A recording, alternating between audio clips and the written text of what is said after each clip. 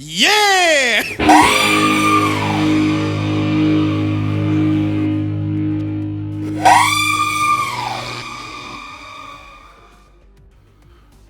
Oh yeah, must remember, quick shout out to my good buddy, my brother from another mother, Marvellous Millie Millington and his mad movie exploits for creating me my intro. And yeah, many thanks Mill, I love it. It's good. Every time I upload one with it, I love it.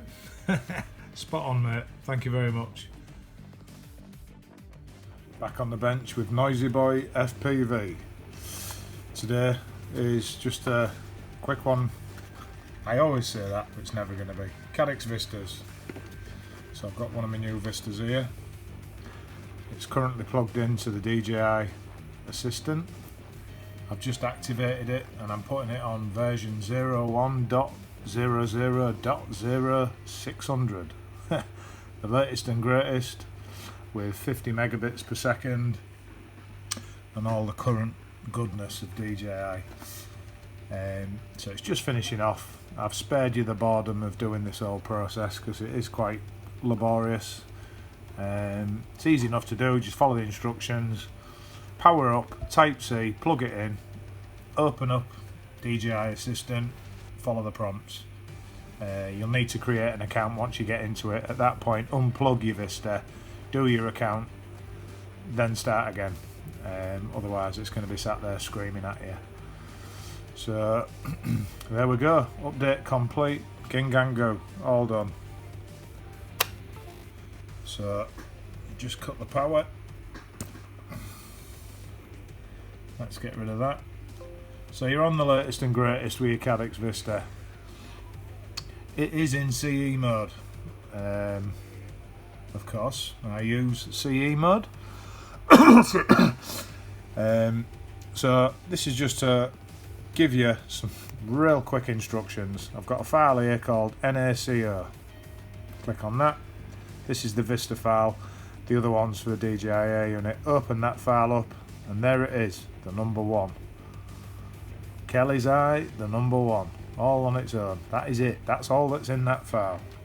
So then all we do is, with this Vista, I've just soldered the wires, put a little XT30 on the end of it, boshed the Rush Cherry antenna on there, brand fire new look. So it is in CE mode. So I've powered it up. Should be a little red light on. There it is, look, under the plug. Get that in the shot, that'll go green in a minute. There you go, status. So plug the Vista in and you go down to system, USB-E, that's what the Vista shows up as. If I unplug, look, that goes away. E drive, so then I go to my desktop. No need, it's just there, look. NACO. Two ways you can do it, left click, drag and drop, or copy, paste it in there, boom.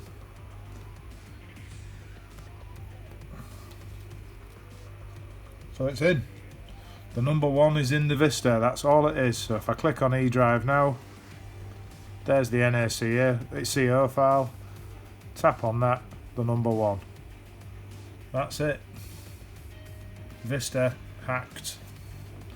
That's how easy it is. I've watched other videos when people do this, and when I did mine for the first time, and everybody seems to try and add an air of mystery to it, I think, sometimes, and over explain what you need to do. Just open a new file, head it NACO, in the directory NACO, and in that file, in your text file, the number one. That is it. Ging gang go, done. So I've got my goggles on my head. There'll be a problem. I'll have screwed some of it up because I've said it's easy, but it is. So my goggles are booted up. Fire some juice into the Vista. I have got a fan blowing on it. I do like to keep it cool. So I am connected. Down to settings, down to device, and there I can see now I've got CE 25 milliwatts and all the other power settings that obviously I don't use. So 25 milliwatts, 200, 500, 700, 1000, 1200. Goody gumdrops. So if you go over into your second file, transmission, select bitrate, 50 megabits, focus mode auto, high quality mode. That's it. You're probably not going to get this. I should have got my HDMI cable. Let's see if we can get that.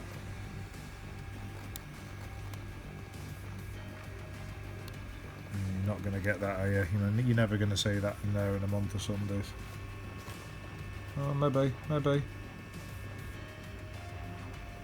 No, I can't get it. I should have plugged the HDMI in and sent that to the computer screen. And that's going to mean me digging around. But you're going to have to take my word for it now. So in 50 megabits mode, when I go to player, I've only got 4 channels now. It starts up on channel 8. Select number 1. And I'm now streaming at 50 megabits per second. It's currently sat in low power mode. I've got image transmission. It's all good. So that is it. NACO in the root directory, the number 1. Drag and drop into USB-E. That's what it is on my computer. It might be a different title on another one. So yeah, absolutely easy peasy, lemon squeezy. And the Vista is awesome. There's a lot of talk. There's a brigade of anti-DJI on YouTube, let's face it, when you read in the comments. But if it was crap, or if there was something that was not good about it, I would 100% be jumping up and down and telling people about it. This little device is awesome. I mean, look at the quality. Look at the finish of that. Then look at Sharkbite. Look at Sharkbite's VTX. It looked like someone's made it out of Lego. You've got a nice retaining clip there. You've got a nice retaining clip on your camera lead. They have added an addition here now with some extra shielding where the wires come out of the multi-pin plug. You've got the genuine DJI camera. You've got options to go for a slightly smaller camera with a Nebula or the Nano, the Nebula Nano, which I've got on my iFlight Whoop, and that is awesome. So yeah, don't be an analog purist. Don't read the other people's comments and let it put you off. Do not worry about the latency. It is not an issue. Might be if you missed a steal, but we've watched some of the greatest guys out there still flying DJI, and they're flying it. It's not a problem. The genuine DJI Air unit, there's a few things about this that get right up my nose. One of them is the MMCX connectors. If you want them orientated straight up and down, when you rotate them up to 90 degrees, this edge, the edge here, partially unplugs the MMCX. So if you have to run your MMCX upwards, because your build denotes that, what I would recommend is putting a bit of tape over that hole, or maybe bunging a bit of blue tack in there or something, or taking the top plate off, and get a needle file and file away some of that alloy like I did on another one. And when you pop the MMCX in, it gives you a little bit of a retreat here and here for the MMCX to go into. They do come unplugged. Couple of crashes, your MMCXs are popping out, and that's the reason why. It's that edge there. File it back, not a problem. Going to build another quad, I think, and bang this in. It's sat idle, but on my big muscle quads and high power builds, I find this unit is more susceptible to current surge and a little bit of pixelation that's created by massive insurges of power, because some of my quads are pulling 300 amp plus, and the original air unit's only rated to 4S voltage, whereas this one can take VBAT 6S, which in my mind makes it more tolerable to a high power build. I've yet to have an image freeze with the Vista, not had a problem with it. The system that DJI uses, quad diversity orthogonal frequency division multiplexing. Try saying that after a couple of JDs. Yeah, the Vista has a single antenna. I've had no issues with range whatsoever. Just get yourself a nice left-hand circular polarised antenna. I have used right-hand circular polarised antennas on a Vista, obviously on the goggles as well, and I'm always left-hand circular polarised. I don't seem to get the same performance. I think the system is designed predominantly for left-hand circular polarised. I've gone with the True RC stubbies. Absolutely spot on. I've got X-Air. If I'm going a little bit further afield and I'm trekking, I've got my centre pair of X-Airs. Brilliant. They do work well, but they look crap and they're a pain in the arse. So if I'm going on a bit of a hike, I screw my X-Airs on there. They do work well. They significantly increase your range. But I've done a good few kilometres on these stubbies, and I've not got a problem with that at all. So yeah, absolutely fantastic. Now if you're new to the game and you're new to HD and you've got the funds, my advice would be to go to the V2.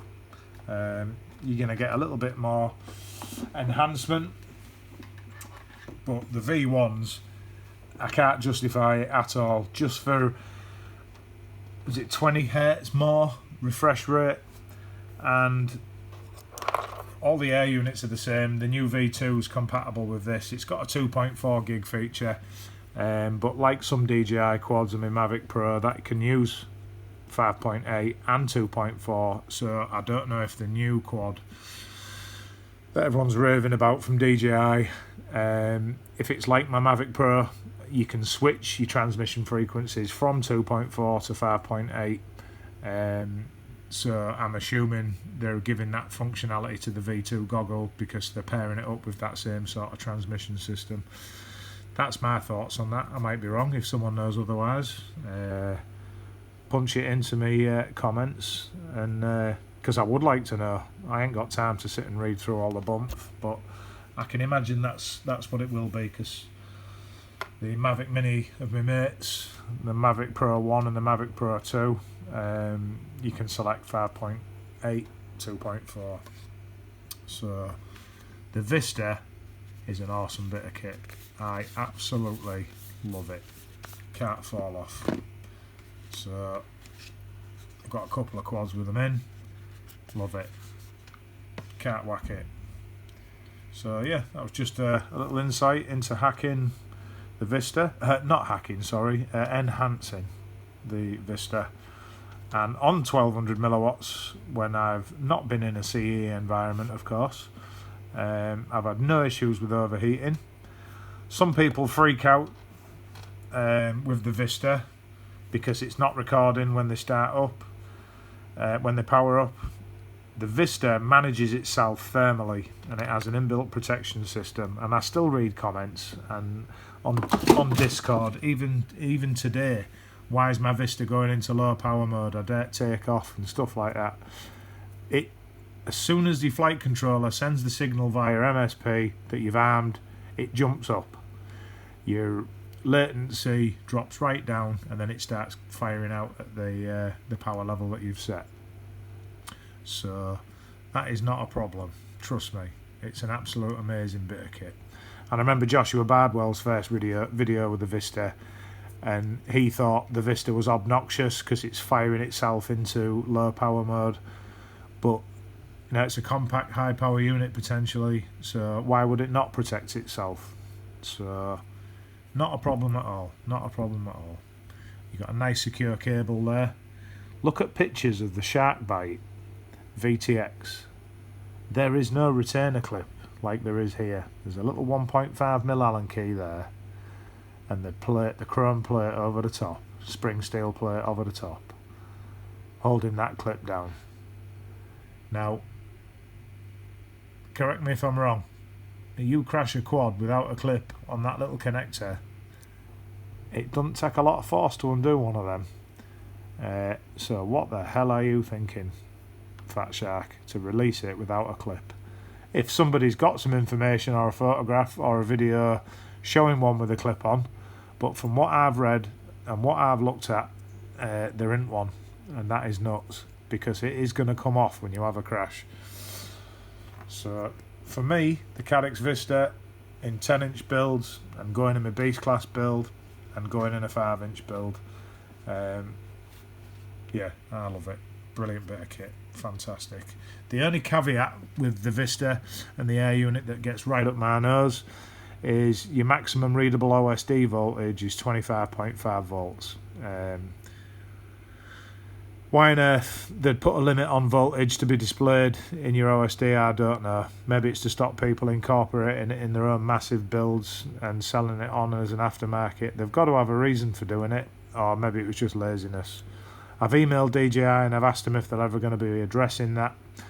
But you can force battery cell count in Betaflight to 12S and then use average cell count, and you can display your 4.2 and read your battery that way. But the other caveat is with DJI, your OSD information is limited on the current draw to 63.5 amps as well, so that is also annoying if you're building Beast class and muscle quads, because I'm frequently upwards of 300 amps on all my big stuff. But yeah, if you find this useful, you know, and you've got a Vista and you want to enhance it, that is as easy as it is. NACO, the #1 in the root directory, drag and drop, copy and paste, done. Done and done. So that is now a very, very versatile and high power unit. And that looks a lot better than Sharkbite. So, quick one. Well, it's not a quick one, is it? 17 minutes. Noisy Boy FPV, signing out. Yeah!